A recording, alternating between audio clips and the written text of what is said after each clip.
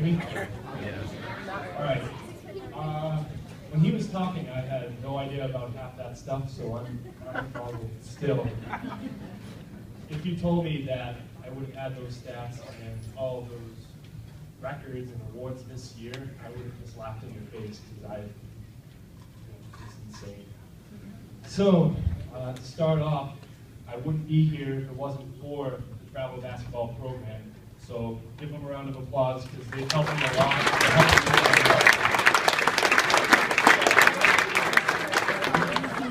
So to start off, I wasn't always getting those numbers that he told you guys. In fact, I was not good when I started basketball. I was very lanky and tripping over my feet. So I started in 5th grade, and people had high expectations for me because they looked at me, and in 5th grade, I was 5'8", taller than everyone else and some of their parents. So their parents looked at me and they expected me to be dominating everyone else on the court, but I could not even pass the basketball. So people gave me a weird look. So I was a bit down on myself. But then I learned to take that negativity and make it positive and try and make the best out of it. So I wanted to exceed those expectations that they had for me. And then 6th grade came, and I had Masato Aoki as a coach. He was a former president of boys travel basketball and a great friend of mine.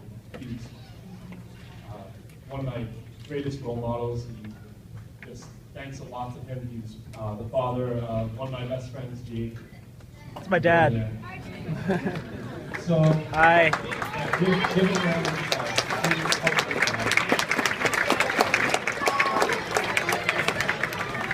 So under Coach Aoki, he taught me everything I know today about not just being a good basketball player, but about being a great person, and how to be a teammate, and how to be a friend.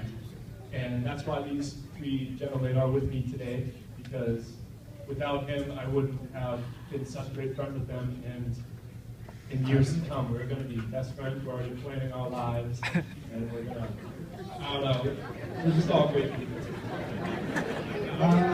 So anyways, during the middle school years, we would hang out all the time and we'd try and get better. We couldn't go and lift it at the gym because it was too small.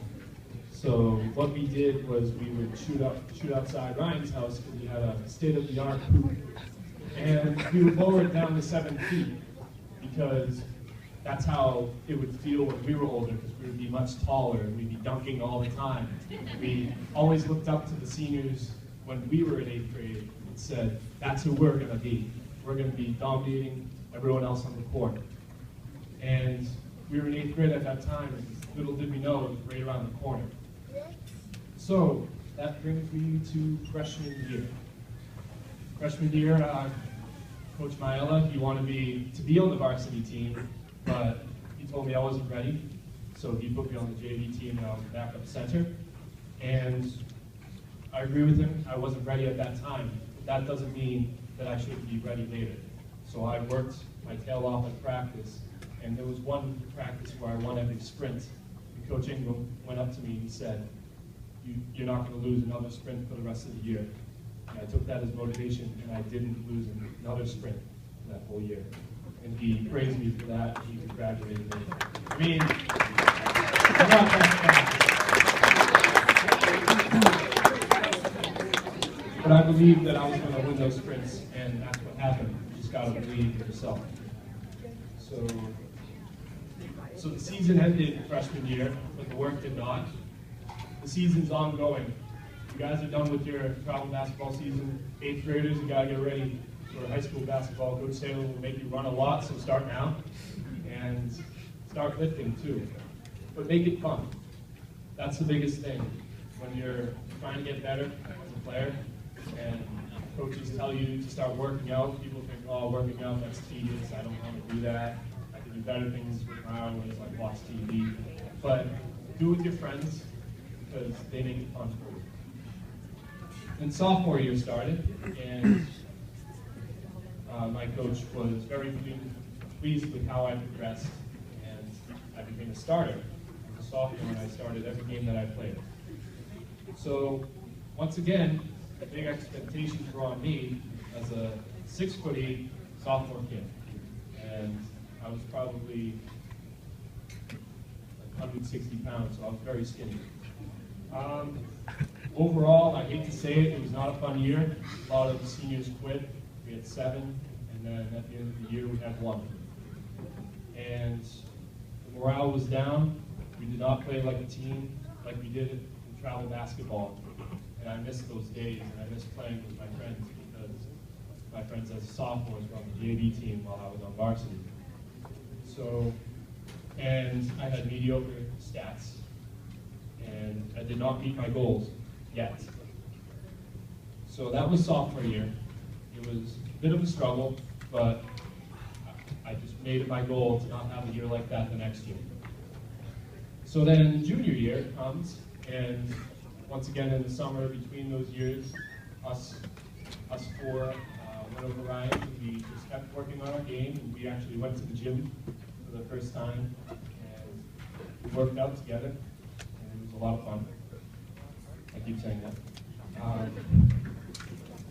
So all the guys except JP stopped playing basketball, sadly, but they were all on varsity with me, and I was very happy because it felt like we were reunited. But we still struggled as a team, as teamwork and camaraderie, because we had some kids on our team who weren't trying their best and kind of slacked off at practice. And to me, that is the worst offense you can do to a team. You should always be working hard during practice, in every game, even in the off-season. That brings me to Ryan Morgan. He has a very unique story about him. At the start of his junior year, he did not see any minutes as a varsity player, and he was very aggravated because we both knew that he could play and that he deserved to get some minutes. But when he was upset, I went up to him and I said, use this anger and go out there during practice and prove it to coach that you deserve to get some minutes. And every single practice, he was the first one to finish sprints. He would jump as high as he could when he's taking layups. And he would rebound the ball every time, box out a kid until he's out of bounds. That got him noticed by coach. So coach threw him into a game, and he met those expectations that coach had. And then towards the end of the season, he started the last 6 games and ended up getting an honorable mention as an all-star, only starting 6 games. So, a round of applause.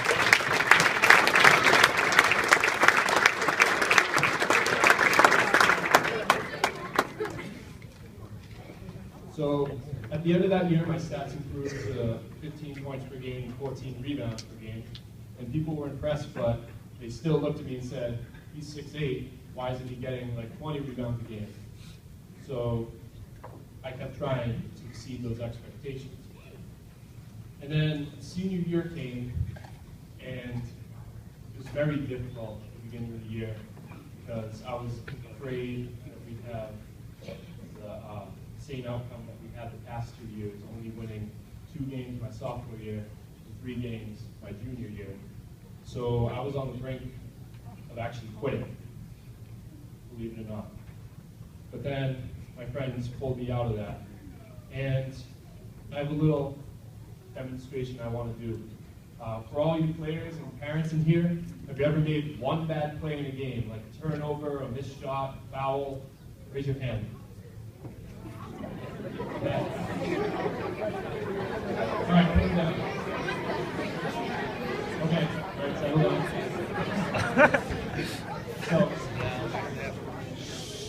So I'm wondering, did you let that bad play ruin your whole game? I'm hearing a lot of no's. So, you made that bad play, didn't ruin your game. So why would you let one game ruin a whole season? Why would you let one season ruin your whole career? Or 2 seasons? So, my message here is don't focus on the negatives. Don't let that bring you down. Focus on the positives. So I looked at senior year as, this is my last year I'm ever going to play basketball. And my friends are finally on the team. We're all together. We're going to be starting together. going to have a ball, just like we did back in travel. So there are going to be ups and downs. There will be individuals that will try to bring you down, but don't listen to them, because it's your dream, and don't let them ruin your dream. So as a captain, I got captain for senior year, and we had to make goals. Well, I personally made goals. My goal was to make the tournament and possibly get the league title. And the main goal was to not have a repeat of the last 2 years. So off season, us three, me, Ryan, and Zach, we worked out every day. But we did it as fun as we could. We would push each other, and we go into the pool, we reward ourselves for working hard, and we made it fun. So, okay, so senior year was amazing, and like I said earlier, I just did not imagine that I would have those numbers that I got this year, and that was all because we played as a team. There were numerous occasions when Zach, Ryan, or Matt Spur would drive the lane, had an open layup, but they'd pass it to me instead, and I put it in. So I have to thank them a lot for what they did for me.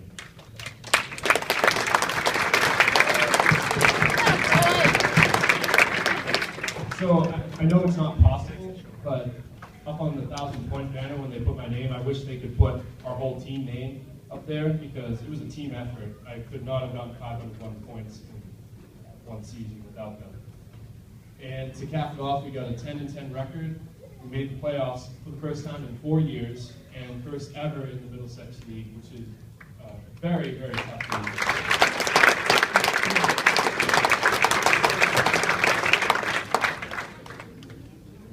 So that's my career, and I just want to summarize what I just said for everyone.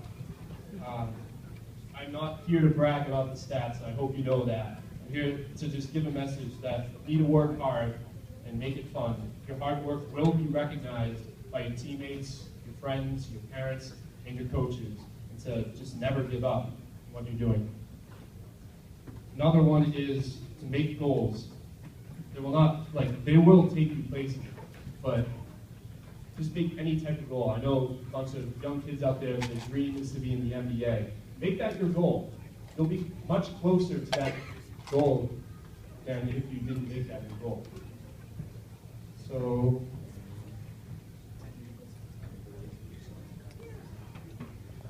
another one is to stay positive. That's very, very key. That's what saved me from quitting. And teamwork is another key, because you will not win games if you play by yourself and be a ball hog. No one likes a ball hog.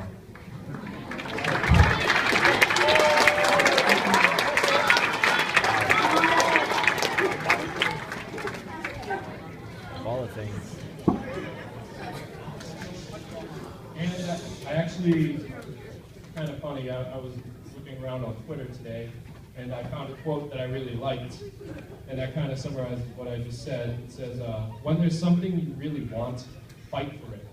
Don't give up no matter how hopeless it seems. And when you've lost hope, ask yourself if 10 years from now, you're going to wish you gave it one more shot. Because the best things in life, they don't come free. I hope what I said to you tonight affected you in a positive way.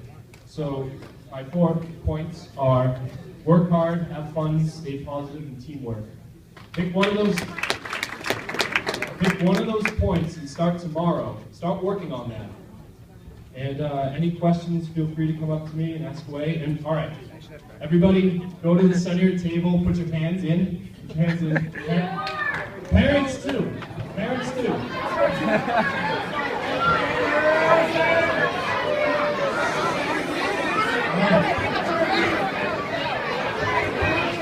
Hard work on 3.